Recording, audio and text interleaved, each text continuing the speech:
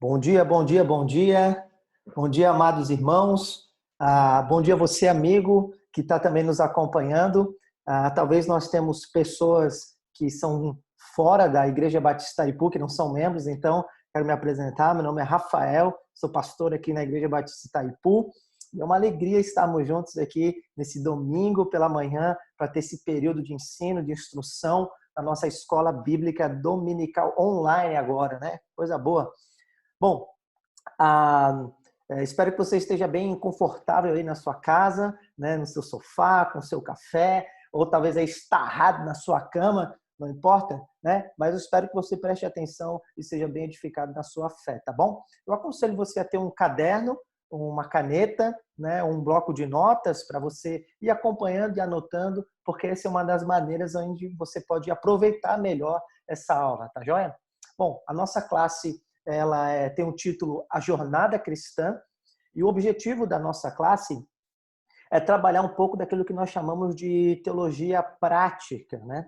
A teologia prática, ela é o âmbito do estudo em que a gente pega todos os conceitos, toda a doutrina, todo o entendimento da palavra de Deus e é onde a gente aplica ela na nossa vida, né? Então esse é o nosso objetivo aqui. O título A Jornada Cristã é porque uma das metáforas que a Bíblia traz sobre a vida cristã é a metáfora da peregrinação, da caminhada, né? Por isso que é a jornada cristã. Nós estamos nessa caminhada, nessa jornada de conhecer a Deus, de conhecer o que Deus tem feito, as suas promessas, quem Ele é e como isso pode reverter numa vida devotada para Ele, né? E nós estamos nessa caminhada, tá bom? O livro que a gente tem usado é o livro base, é esse livro aqui do Jerry Bridges, tá bom? Chama Crescimento Espiritual, Como Amadurecer em Cristo, da editora Vida Nova.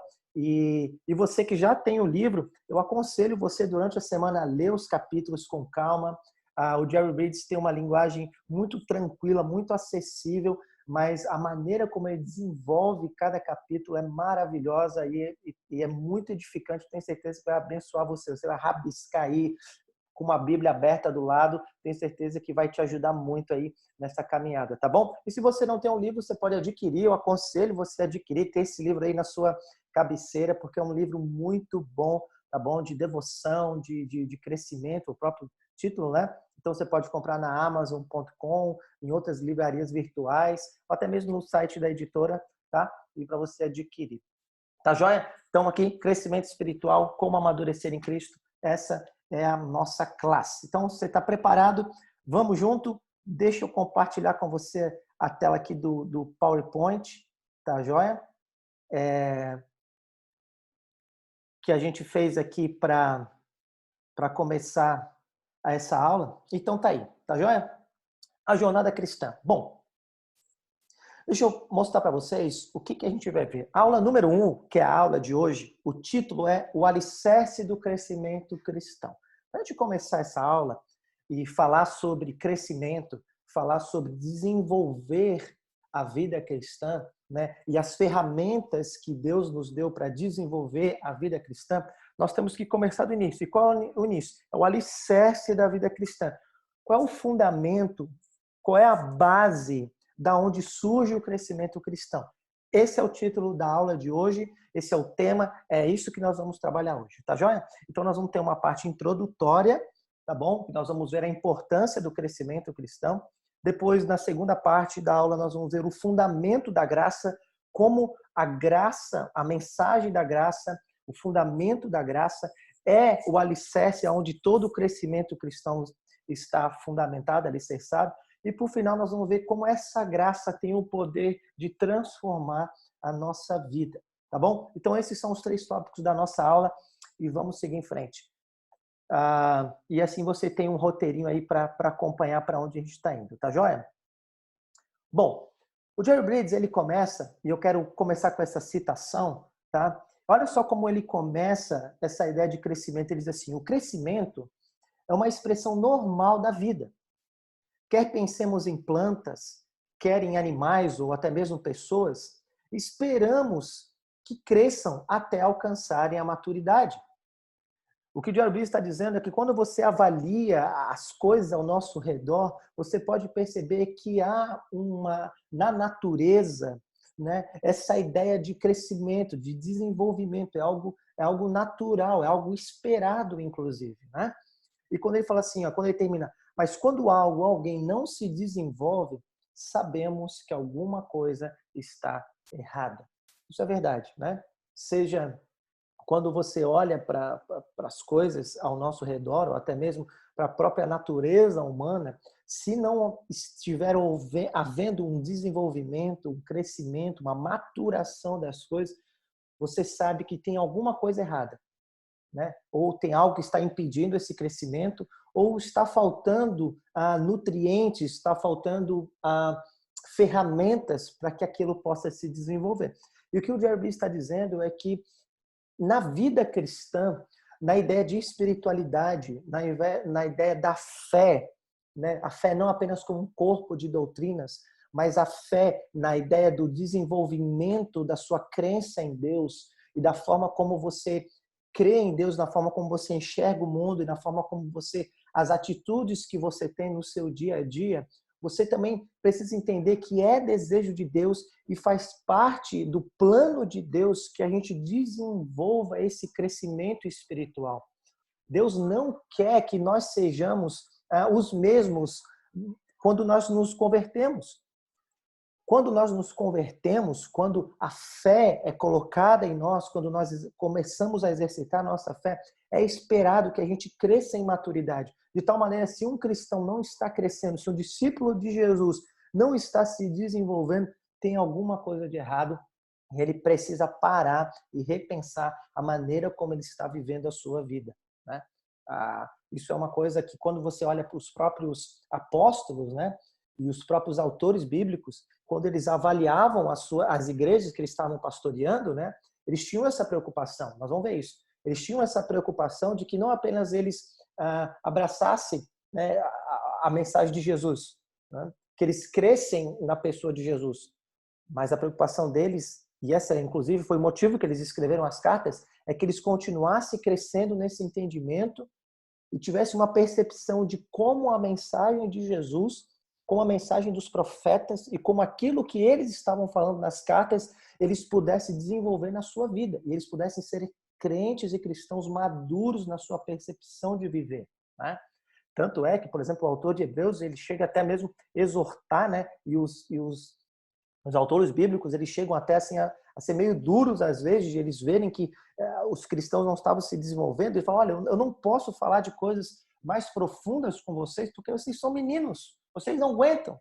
Né? Há tanto tempo vocês estão aí, né? E parece que vocês não se desenvolvem, parece que vocês ficam com as mesmas coisas, com os mesmos pensamentos, vocês ficam com as mesmas atitudes. Pô, se passou anos e eu vejo vocês estagnados na fé. Né? O que está acontecendo? Né? Vocês precisam amadurecer. Né? E é isso. E às vezes isso já levanta uma pergunta para a gente. Né? Quanto tempo? Essa é uma boa pergunta. Há quanto tempo você é um cristão? Qual foi o ano que você se batizou? Né? Essa é uma boa pergunta. Poxa, faz quanto tempo que eu me batizei? Poxa, faz 5 anos, 10 anos, 15 anos, 20 anos, 25 anos.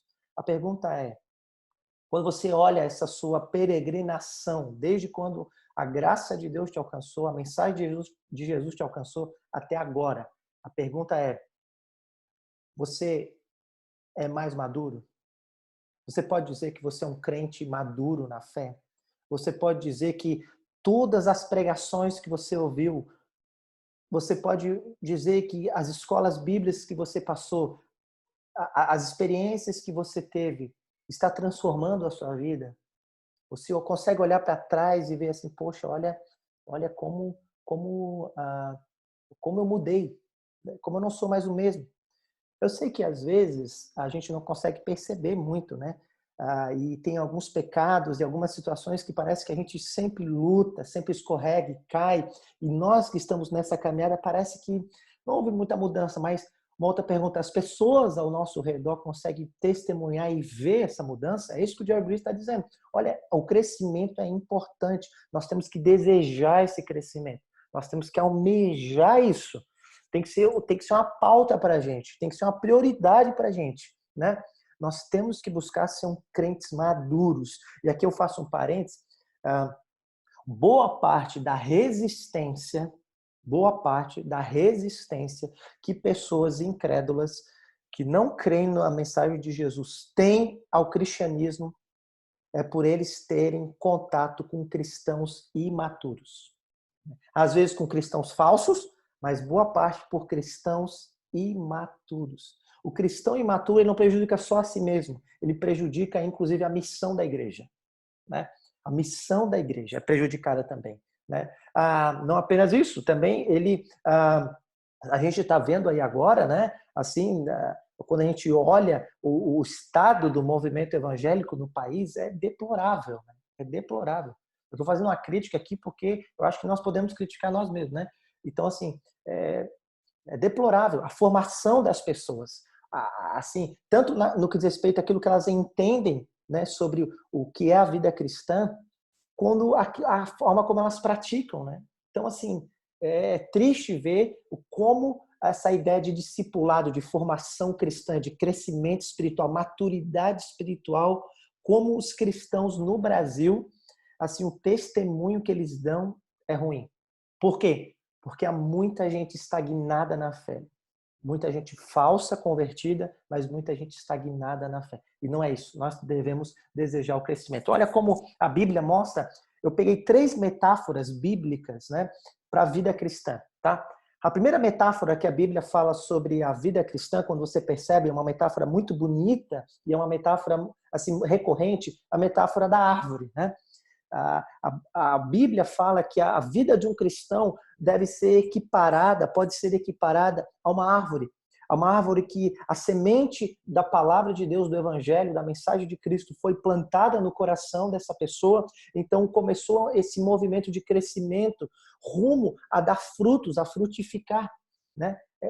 Essa ideia da vida cristã. Outra metáfora que a Bíblia usa para a caminhada cristã também é do ser humano, da criança, né?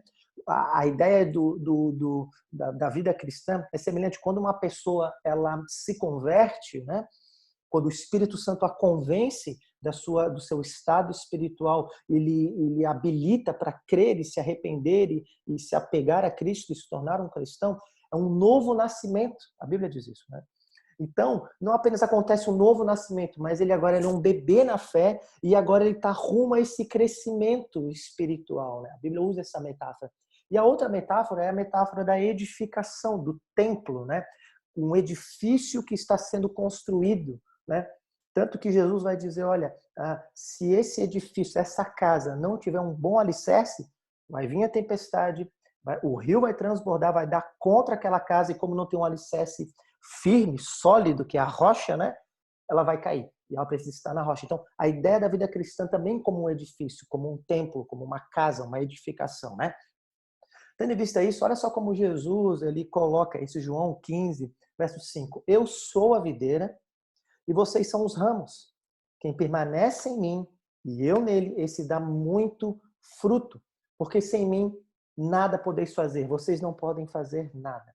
A ideia é que a igreja é uma grande videira, né? Aonde os cristãos são os ramos que estão ligados a Jesus espiritualmente, e aqueles que permanecem em Cristo, e a ideia do capítulo 15 ali, é aqueles que têm uma vida espiritual, que estão vivendo no Espírito, no poder do Espírito Santo, sendo ensinados sobre Cristo e praticando isso é permanecer, esses vão florescer e vão frutificar, né? Vão frutificar para a glória de Deus, para o bem deles e para o bem do mundo que os cerca. Essa é a ideia da metáfora, né, da árvore, e isso dá uma ideia que nós temos que buscar ser esse tipo de ramo. Nesse mesmo texto, Jesus vai dizer que aquela pessoa que é um ramo, que diz que está ligada a Jesus, mas não está frutificando ali, significa que, no fundo, ela é um ramo caído. É um ramo que não está ligado. Então, o que acontece? O agricultor vem e corta e poda aquele ramo, né? Porque ele prova os frutos provam se você está ligado a Cristo ou não. Então, essa ideia que nós precisamos crescer e florescer e frutificar, né? Nós temos que almejar ser esses ramos frutíferos. Outro, olha o que Pedro fala sobre a questão do crescimento no que diz respeito ao ser humano, a metáfora do ser humano. Como crianças recém-nascidas desejem o genuíno leite espiritual para que por ele, por esse leite espiritual, lhe seja dado crescimento para a salvação. Eu que tive 2 filhos recentes, e ainda a Helena, minha filha, ainda mama, amamenta, né? E eu vejo como ela deseja o leite, né, materno, né? Que é algo natural. Ele está dizendo, olha, assim como vocês nasceram de novo, e talvez você seja até um bebê na fé, mas você precisa desejar o genuíno nutriente que vai dar crescimento para você, né? Geralmente os pais ficam muito preocupados quando a criança não está se desenvolvendo, não está crescendo, né? Vai no pediatra, mede, pesa, né? Faz toda a parte morfológica ali para ver se está se desenvolvendo. E se não está, tem que ter uma intervenção, né? De fórmulas, de outros tipos de nutrientes, até ter uma alimentação balanceada, estratégica, para quê? Para desenvolver, porque é uma preocupação se um cristão não está se desenvolvendo, né? Então, temos que desejar esse crescimento, esse desenvolvimento. E olha como eu disse, que ele seja dado crescimento para salvação. Tem muito crente, muito cristão acha que a obra da salvação é só Deus me livrar do inferno e me levar para o céu. E isso não tem nada a ver com o cristianismo. Isso é uma outra coisa. Isso tem mais a ver com o islamismo, né? A obra da salvação, né? A obra da salvação é muito mais complexa no sentido que ela é muito mais completa, muito mais perfeita. Deus não apenas quer te levar para um outro lugar, né? Não é meu ponto trabalhar escatologia aqui, mas o ponto é o seguinte: a obra da salvação envolve transformar a nossa vida dos efeitos da maldição da herança do pecado que nós herdamos. Há na nossa alma, há no nosso interior, na nossa mente, nos nossos afetos, nas nossas atitudes, resquícios perversos da queda, da maldição do pecado, né? Do domínio do pecado. E Deus quer arrancar isso de nós, né? Há um teólogo famoso que ele diz assim, olha, na conversão, Deus arranca o cristão do domínio do mundo, né? Mas na santificação, Deus arranca o mundo do cristão. Essa é a ideia, né? Deus não apenas quer purificar, Deus não apenas quer afastar a culpa dos nossos pecados e nos justificar e nos aceitar na sua presença, mas Ele também quer nos purificar da corrupção do pecado. Por isso que nós precisamos crescer para a salvação. Essa é a ideia de Pedro. E para finalizar, olha como Paulo trabalha essa ideia do templo, né, para os crentes de Éfeso. Ele diz assim, ó, nele, em Cristo, todo edifício bem ajustado cresce para ser um santuário dedicado ao Senhor. Essa é uma ideia que particularmente eu gosto muito, né? Nos tempos greco-romanos, cada cidade tinha templos pagãos, aonde os pagãos iam para se encontrar com os seus deuses, né? E em Éfeso, especificamente, aí tem até uma réplica, uma foto, uma réplica, tinha o famoso templo da deusa Diana, ou da Artemis, né?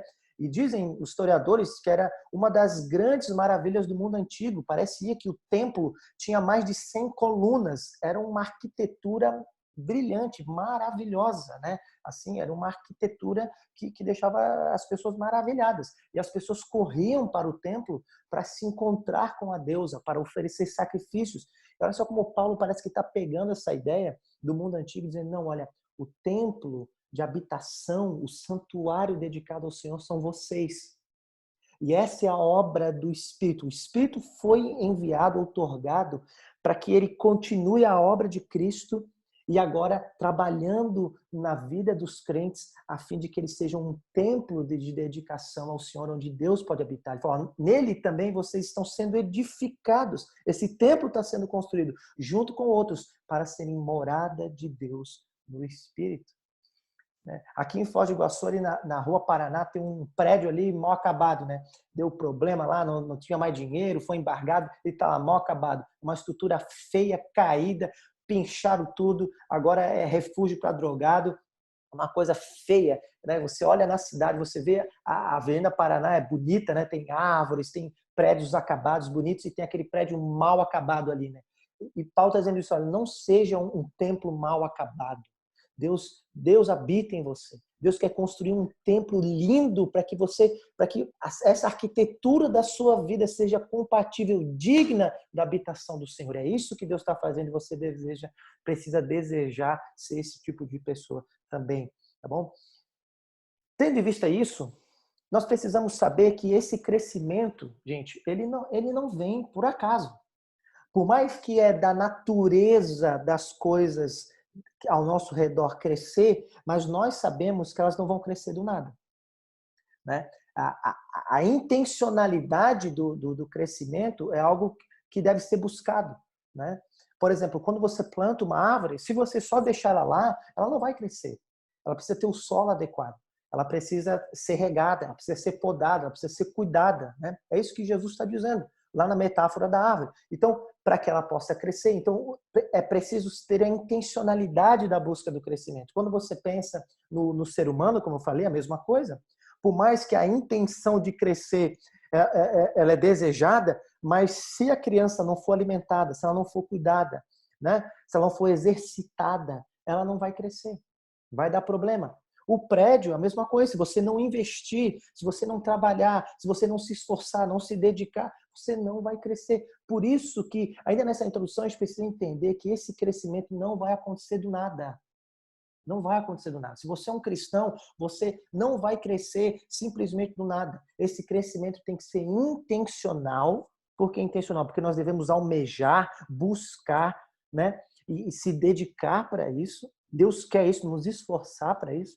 Mas ele também precisa ser adequado. Por que adequado? Porque nós precisamos buscar as ferramentas corretas, os artifícios corretos, os meios corretos para que esse crescimento aconteça. Eu queria que você guardasse isso, intencional e adequado. Olha só como o Jerry Bridges, olha só como antes do Jerry Bridges, Paulo, para uma igreja recém plantada, para cristãos que recém tinham se convertido, né? Eram gregos de Tessalônica que tinham acabado de se converter, ao que parece pouco tempo, 3 meses, eles tinham de caminhada cristã. Olha o que Paulo escreve para eles. Finalmente, irmãos, pedimos a vocês e os exortamos. Não apenas estamos pedindo, como se fosse assim um pedido, olha, eu queria pedir para vocês, mas fica à vontade. Ele está dizendo, nós pedimos e exortamos, é uma súplica, é um encorajamento que nós fazemos para vocês. No Senhor Jesus, que, assim como vocês aprenderam de nós a maneira como devem viver e agradar a Deus, e efetivamente estão fazendo, mas que vocês continuem progredindo cada vez mais. Paulo tinha essa ideia de intencionalidade e adequação. Tanto que ele escreve uma carta para ensiná-los a continuar a crescer, né? E outras cartas, né? E por isso que a igreja, inclusive, fechou o cânon dos 66 livros para dizer, olha, esse aqui é um instrumento adequado para fazer vocês crescer, junto com outros que a gente vai ver ao longo dessa classe de jornada cristã. Olha como Jerry Bridges diz, o crescimento espiritual não acontece por acaso. Na verdade, não acontece por osmose espiritual. Você sabe o que é osmose, né? Osmose é um processo científico onde uma coisa é transferida para outra só pelo contato, né? Ou seja, pelo simples fato de estar perto de outros crentes e assimilar inconscientemente sua espiritualidade. Não vai acontecer. Não pense você, e aqui eu quero deixar isso bem claro, só porque você ouve aulas, só porque você escuta música, só porque você vê alguns pregadores que você está crescendo. Não funciona assim, ok? E é isso que a gente vai ver. Você precisa de meios adequados e intencionalmente buscar esse crescimento. O crescimento espiritual é algo complexo, que exige investimento, que exige você saber quais são as ferramentas, tá bom? O crescimento espiritual acontece em consequência de um esforço intencional e adequado. Tá bom? Essa é a ideia do crescimento. Tendo em vista isso, gente, a gente viu essa introdução para ver a importância do crescimento. E eu quis mostrar para vocês que esse crescimento precisa ser intencional e adequado. Exige esforço nosso. Só que então vem a pergunta. Tá bom, pastor, eu entendi. Mas olha a pergunta dessa, já entrando no segundo ponto da nossa aula, que é o fundamento da graça. Se Deus deseja o nosso crescimento espiritual, quais são os obstáculos ao desenvolvimento da vida cristã? Com certeza, você conhece pessoas, assim como eu também conheço, pessoas que estão há muito tempo, são parte de uma comunidade cristã há muito tempo, tá bom? E quando você olha para a vida delas, não há um desenvolvimento, não há um crescimento. Ou talvez você olhe para a sua própria vida, né? E fala assim, poxa, por que eu já estou há tanto tempo na igreja? E parece que pessoas que estão há menos tempo, parece que passaram na minha frente. Parece que elas são mais maduras. Parece que elas conhecem mais a Deus. Parece que elas são mais devotadas ao Senhor. Né? Parece que elas conhecem mais sobre Deus. Têm mais intimidade com Deus. Parece que algo aconteceu nelas que elas despontaram, né? Despontaram na caminhada. O que aconteceu? Né? Quais são os obstáculos? Né? E eu quero mostrar para vocês que um dos problemas que impede o nosso crescimento é porque nós não temos um fundamento adequado. Um fundamento adequado. Né? E esse é o segundo ponto da aula. Quando você para pensar no porquê pessoas não crescem, deixam de crescer ou estão crescendo de maneira mais lenta, enquanto outras estão crescendo de maneira mais rápidas, né? Tem toda uma ideia de soberania de Deus nesse sentido, mas assim, você pode perceber que geralmente pessoas que estão estagnadas na fé, elas caem em dois erros. Por um lado, elas são indiferentes ao crescimento. Elas estão confortáveis com a sua vida cristã. Né? Elas são indiferentes. Né? Elas acabaram achando que o tempo ia levá-las ao crescimento. Ou talvez elas não perceberam que precisavam amadurecer. Né? Ou talvez não foram bem instruídas. Elas são indiferentes. Esse talvez seja o primeiro erro. Né? Mas existe um outro erro, que não a indiferença, mas a negligência. Talvez a pessoa ela está buscando o crescimento, mas ela está buscando de maneira errada.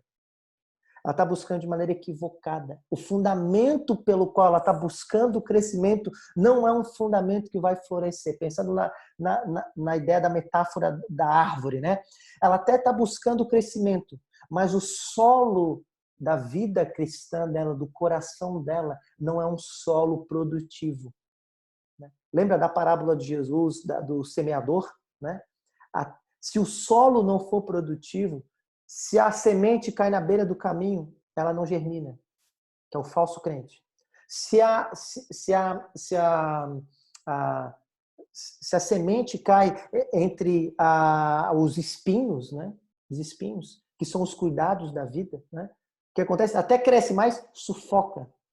Né? Sufoca e mata a semente. Ela precisa cair na terra boa. Esse é o fundamento. Né? E às vezes as pessoas não entendem isso. Que tem um fundamento da onde floresce a vida cristã. Um solo da onde a árvore da vida cristã floresce. Pensando na ideia da criança, a mesma coisa, né? Olha como, esse é o ponto, nada cresce devidamente sem um firme fundamento. Eu já falei da árvore, agora a criança não se desenvolve sem um nutriente devido. Você não pense você que uma criança vai se desenvolver, né, tomando Coca-Cola. Não pense que uma criança vai se desenvolver com você dando lasanha para ela. E suco, né, que suco ou tangue. Né? Não vai. Ela precisa do nutriente, ela precisa de um fundamento nutricional correto, que tenha, que tenha as propriedades corretas que vão agir no organismo dela a fim de que ela se desenvolva. Né? A fim de que ela se desenvolva. Pense no templo.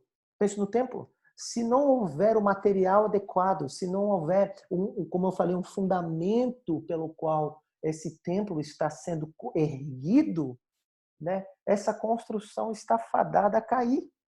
E se não houver um investimento e um planejamento, essa construção está fadada a parar no meio do caminho por falta de planejamento, falta de recurso. Né? Então, é preciso ter o fundamento correto. Né? E qual que é o fundamento correto para fazer a vida cristã florescer, para fazer a vida cristã crescer e para fazer a vida cristã ser edificada?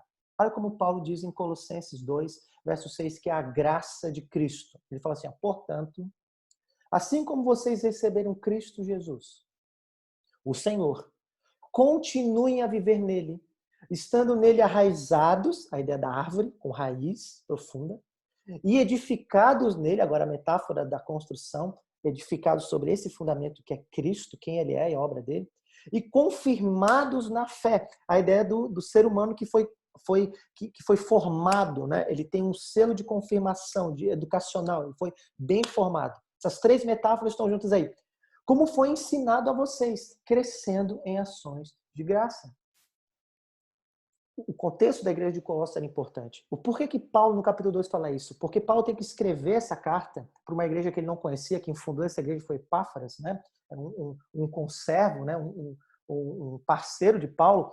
E Epáfras vai visitar Paulo na prisão em Roma, e Epáfras fala assim, olha, Paulo, a igreja lá foi muito boa, eu comecei a pregação do evangelho, eles entenderam sobre quem era Jesus de Nazaré, eles entenderam que os profetas do Antigo Testamento apontavam para Jesus, eles abandonaram a visão grega, os deuses pagãos, eles começaram a adorar Jesus e a viver conforme os ensinos dos profetas e de Jesus, mas sabe o que começou a acontecer?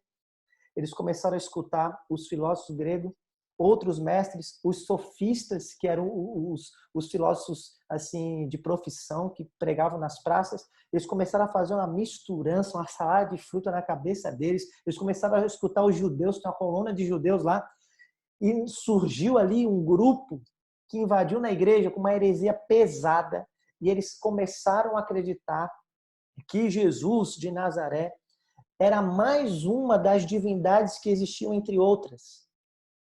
Né?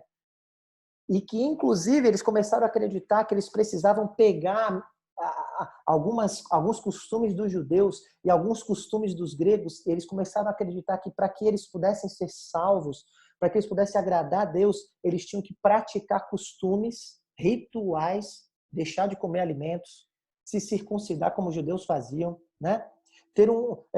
Começaram a acreditar na filosofia grega, eles estão fazendo uma bagunça na cabeça deles. E Paulo está dizendo, olha, então deixa que eu vou escrever para eles. Portanto, assim como vocês receberam a Cristo, continue a viver nele. Esse é o fundamento. Você não recebe a mensagem da graça para a sua justificação, para a sua conversão, e agora você começa num esforço para provar para Deus que você merece a salvação.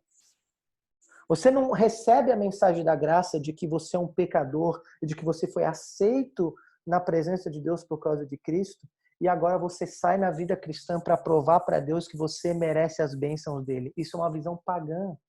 Isso é religião pagã. O cristianismo não é isso. O crescimento espiritual, a santificação continua alicerçada na graça. É isso que Paulo está dizendo. Olha o que Diário Brits diz. Se não compreender essa verdade, qual verdade? O fundamento da graça. As disciplinas espirituais, que nós vamos ver para frente, né? Mortificação do pecado, prática de boas obras, oração, leitura da Bíblia, jejum, serviço, evangelização, discipulado, culto público, adoração particular, ofertório, né? Tudo isso que são as disciplinas espirituais, cujo objetivo é ajudá-lo a crescer. Se você não tem o fundamento da graça, sabe o que vai acontecer? Se converterão essas disciplinas em obrigações penosas que você pensa que deve praticar a fim de manter o favor de Deus. E é muito curiosa essa frase de Arbides, porque é exatamente isso que acontece. Você já parou para pensar como às vezes ir para a oração é um fardo? Já parou para pensar às vezes como tirar um tempo para ler a Bíblia às vezes é penoso? Você já parou para pensar às vezes como evangelizar é algo assim que parece que é um movimento grande da alma, né? Vou pensar nisso. Vou pensar nisso que às vezes servir, se dispor do seu tempo para servir, seja servir o seu vizinho, seja servir um irmão da igreja, ou servir na própria instituição, na recepção, chegar antes, no louvor, se preparar para as músicas, né, nas crianças, ou em outro ambiente onde a igreja, o ministério, como às vezes é pesado, com poucas pessoas, parece que é um fardo para as pessoas. Por quê? Porque na mentalidade delas, as disciplinas espirituais se tornaram pesadas, um fardo. O que isso revela? Um fundamento errado da vida cristã. Quando você entende a graça, quando você entende a mensagem da graça, quando você entende esse fundamento de que Uma vez você foi aceito na presença de Deus, todos os seus pecados foram perdoados. E Deus não trata você conforme os seus méritos, conforme o seu desempenho, mas Deus te trata conforme a obra de Jesus, né? Tudo muda. Há um fundamento diferente, né? Olha como Paulo vai desenvolver isso mais para frente nos Colossenses. Depois você pode meditar nesse texto sobre, ele vai trabalhar isso, a suficiência da obra graciosa de Jesus. Isso tem que ser o fundamento da vida cristã. E isso não é apenas o fundamento da conversão, é o fundamento de toda a vida cristã. A vida cristã não é apenas o início na graça, né? O John Stott, no comentário dele de Gálatas, ele fala isso. A vida cristã é graça do começo ao fim. É graça no início, é graça no meio e graça no fim. Olha como ele fala. Nesse texto do capítulo 2, do verso 9 a 15, Paulo vai dizer o seguinte, olha, em Cristo nós temos plena representatividade. Ele vai dizer que Cristo é a plenitude, né, da divindade. Ele é o cabeça do corpo da igreja. Ele é o cabeça de todo principado e potestade. Ou seja, você não comparece diante de Deus em nome próprio e nem no nome de ninguém. Se você é um cristão, hoje e para todos sempre, Cristo continua. Ele foi, ele é e sempre será o nosso representante, o nosso mediador. Deus não nos trata. Por isso que nós oramos em nome de Jesus. Porque nós não estamos confiando nos nossos méritos, na nossa moral, no nosso desempenho para Deus nos responder. Nós confiamos que Deus, se Deus nos responderá, se Deus nos abençoará, é por causa que Cristo nos representa e sempre nos representará. Mas, no verso 12, ele vai dizer que por meio de Cristo nós temos ingresso na aliança com Deus. Ele vai dizer que em Cristo nós somos circuncidados. Não na carne. Os judeus tinham um sinal de estarem na aliança, né? Que era a circuncisão, né? Que era uma marca no corpo, né? Mas ele vai dizer, não, olha, Cristo, a marca do corpo que vocês têm não é no corpo, mas é no coração, a circuncisão do coração, né? Vocês têm uma aliança com Deus.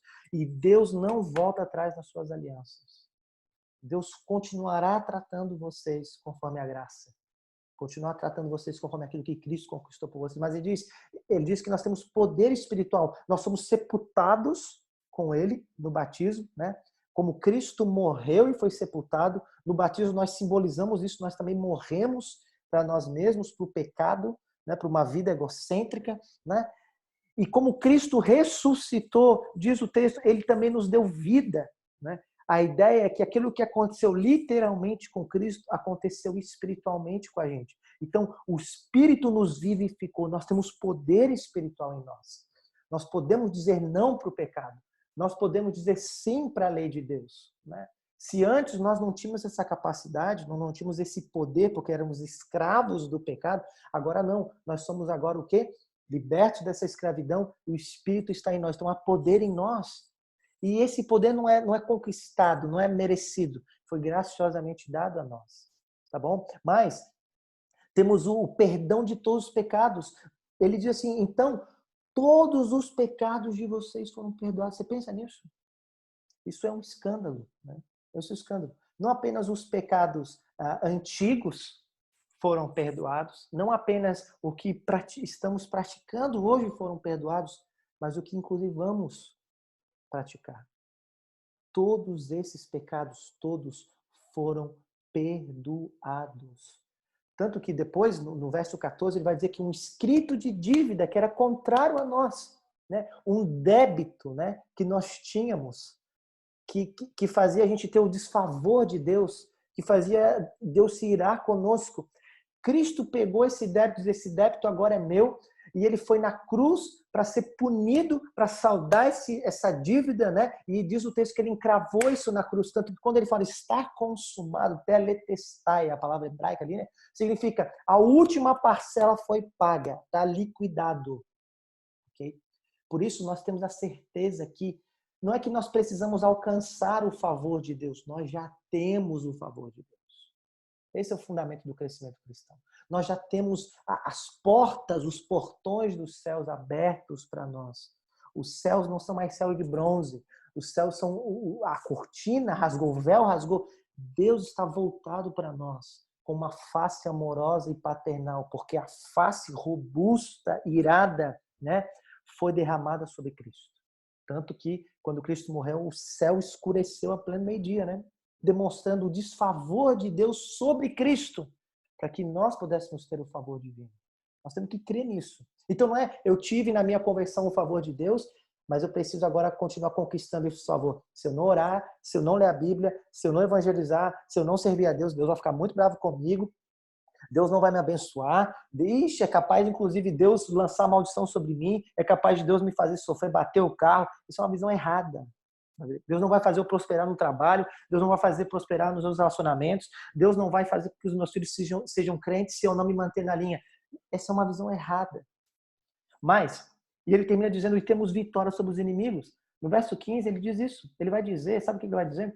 Que Cristo então triunfou sobre principados e potestades, expondo eles à ignomínia, à vergonha, a ideia do cortejo romano, né? O imperador, quando vinha vitorioso numa batalha, ele carregava na sua carruagem os seus prisioneiros principais ali, arrastados, né, pela cidade, humilhando esses inimigos e mostrando a sua glória, dizendo, olha, eu triunfei. E Paulo está pegando essa ideia, dizendo, foi isso que Cristo fez na cruz. Ele expôs os seus inimigos à vergonha.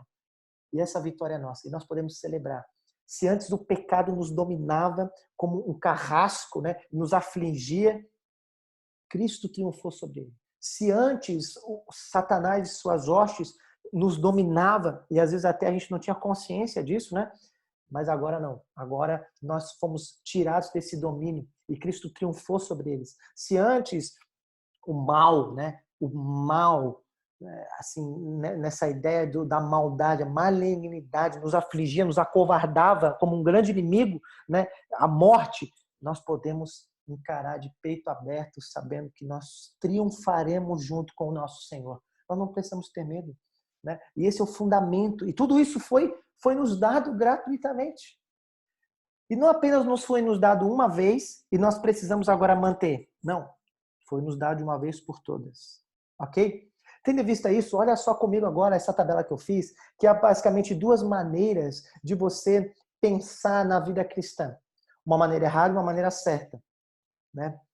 Uma pessoa que está estagnada, uma pessoa que tem um fundamento errado, ela pensa assim, eu fui salvo uma vez pela graça, né? Mas agora eu preciso conquistar a minha salvação. Eu preciso conquistar. Os dois têm esforços, tá bom? Tanto a graça quanto o mérito têm esforços, mas a motivação é diferente. O sentimento é diferente. Os resultados são diferentes. As convicções são diferentes. Tá bom? Olha comigo, por um lado, a convicção do mérito. A convicção do mérito, essa pessoa que acha, eu comecei a minha caminhada cristã, me converti, Deus me perdoou, só que agora eu preciso correr atrás do prejuízo. Eu preciso me esforçar para provar para Deus que eu continuo merecendo. Essa é a percepção errada. Qual que é a motivação que está por trás disso? É um egoísmo. É um egoísmo por quê? Porque ela quer conquistar. Porque ela quer para si mesma. É uma motivação de orgulho. Eu preciso provar para Deus e para as pessoas que eu sou bom. Né? Que eu mereço a atenção, o favor e as bênçãos de Deus. Ou às vezes a motivação de medo. Né? Se eu não crescer em santidade, Deus vai ficar muito bravo comigo e Deus não vai me abençoar. Então essa motivação da busca da santidade, né, de crescimento, de obedecer a Deus, de servir a Deus, ok? Não é uma motivação legítima, é um esforço, mas é um esforço equivocado. Mas olha como uma pessoa que está fundamentada na graça, quando ele ouve a mensagem da graça, o que acontece? Isso gera gratidão no coração dele. Ele se esforça não por egoísmo, mas por gratidão. Ele se esforça não por orgulho, mas por amor a Deus. Ele se esforça, se sacrifica, se dedica por reverência, por temor, por estar constrangido e cativado por tudo que Cristo fez por ele. É uma aliança, é um compromisso de amor, é um sacrifício abnegado de amor, de gratidão, de reverência. É outra motivação. Tem esforço, tem dedicação, tem sacrifício, mas é outra motivação. Olha qual é o sentimento de uma pessoa que está no mérito. É fardo. Eu tenho que fazer, porque senão eu estou perdido. É obrigação, é peso, é instabilidade. Uma hora está buscando a Deus, outra hora não está. Uma hora está bem, outra hora não está. Mas olha qual é o sentimento de uma pessoa que está no fundamento da graça, é alegria.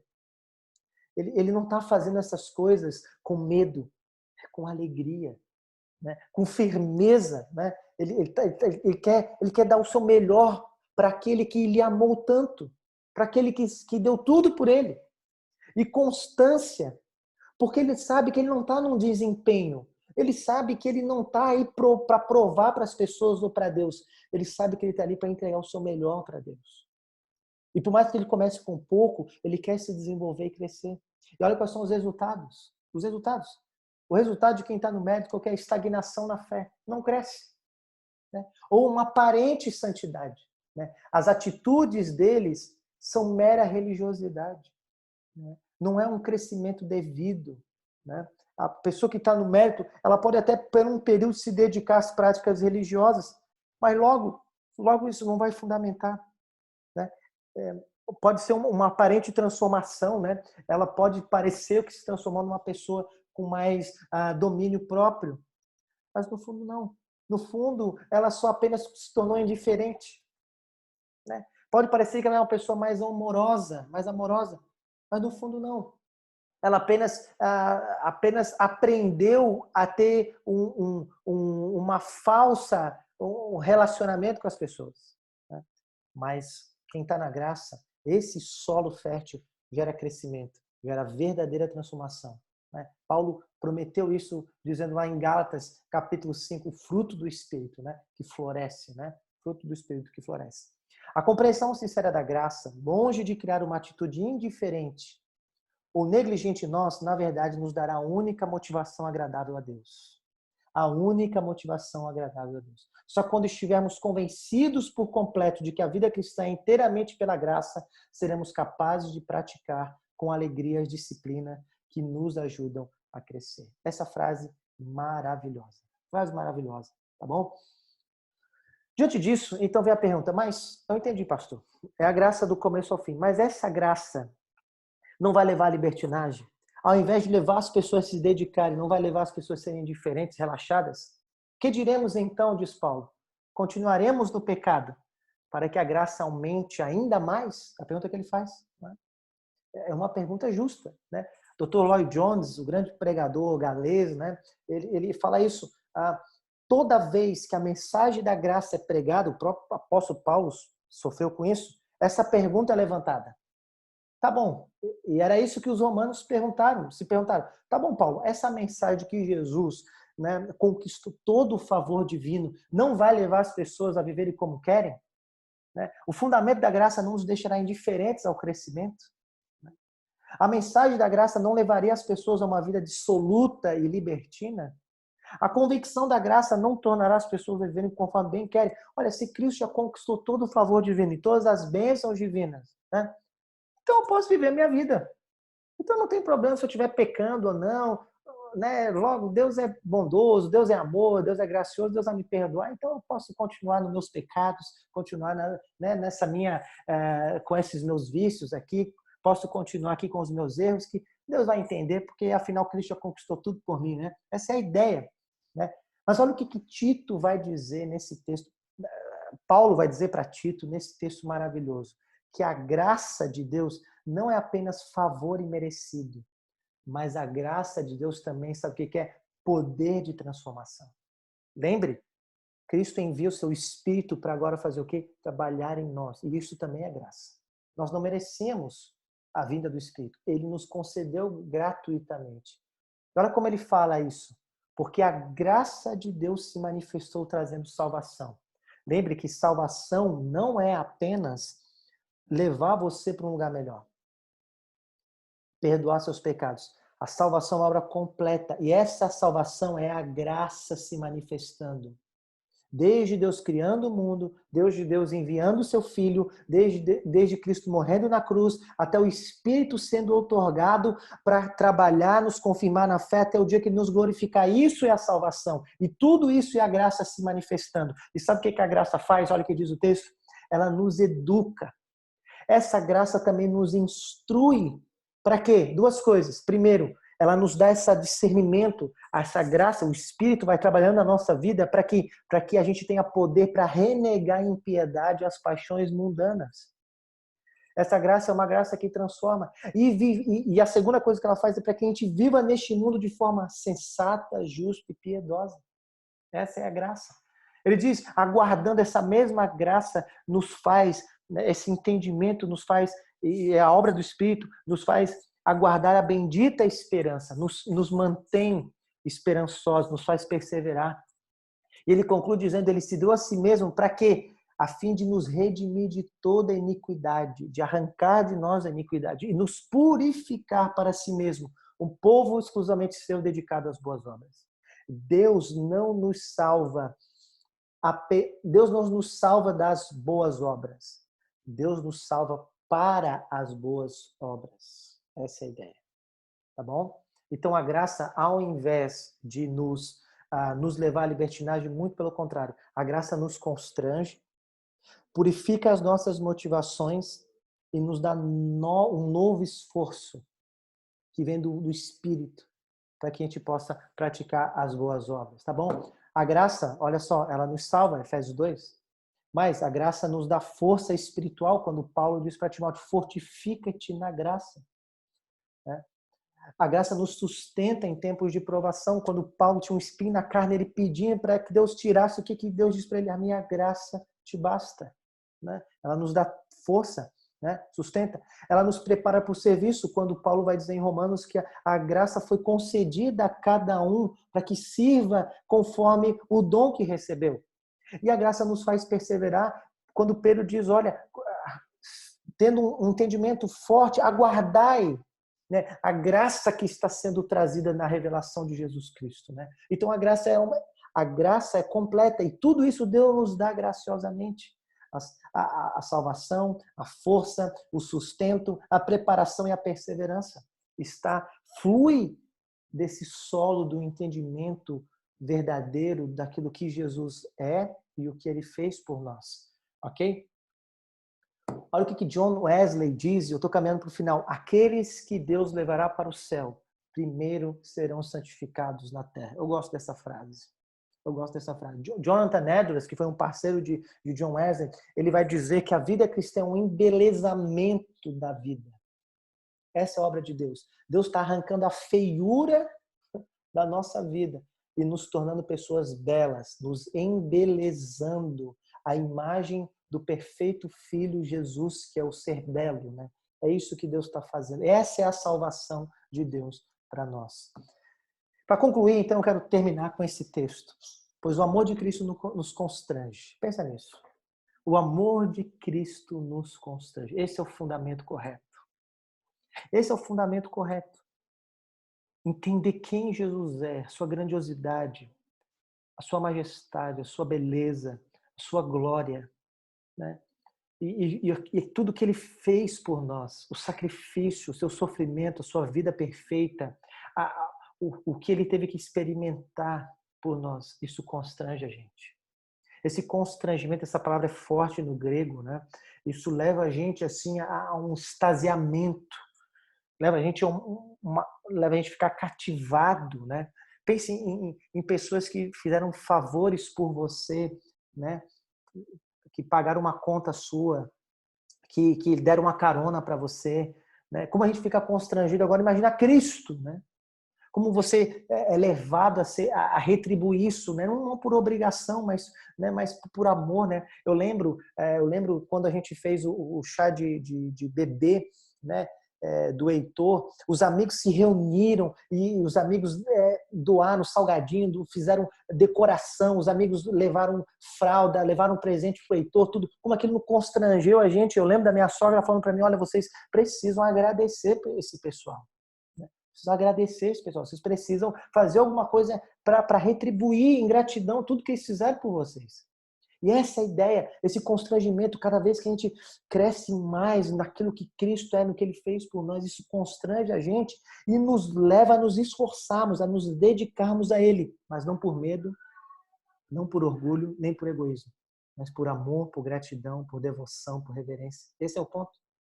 Né? Então, o amor de Cristo nos constrange, porque estamos convencidos de que um morreu por todos, logo todos morreram. E Ele morreu por todos, olha, para que aqueles que vivem já não vivam mais para si mesmo, mas para aquele que por eles morreu e ressuscitou. Esse é o alicerce da vida cristã. Diante disso, eu quero terminar essa aula, tá bom? Quero terminar essa aula e convidar você a meditar nesses dois textos. Romanos 8, de 1 a 4 e Gálatas 2, de 19 a 20. Eu vou colocar lá no grupo do WhatsApp nosso da EBD Jornada Cristã, tá? Isso aqui.